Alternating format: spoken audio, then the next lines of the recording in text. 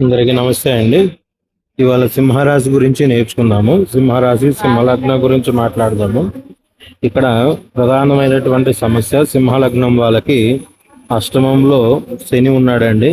అష్టమంలో శని ఉండటం వల్ల ప్రధానమైనటువంటి ఆరోగ్య సమస్యలు ఇబ్బంది పడతాయి.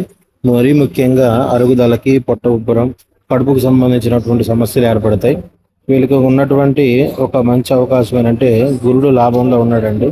గురుడు లాభంలో ఉండటం వల్ల పలు రకాల ధనాలు అనేవి వచ్చి చేరుతాయి. ధనానికి లోటు అయితే ఉండదండి.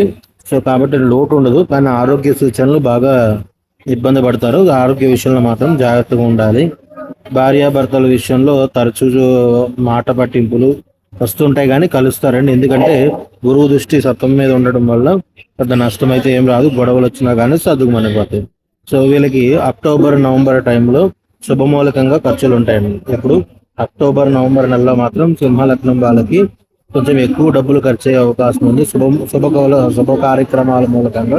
సో అంతకు మించి వేరేది ఏం లేదు. మరి ఎక్కువ బాధలు కనుక ఉంటే శనికి జపం చేయించుకోండి, లేదా జమ్మి చెట్టు ప్రదక్షిణాలు చేస్తే తగ్గిపోతాయండి. Thank you.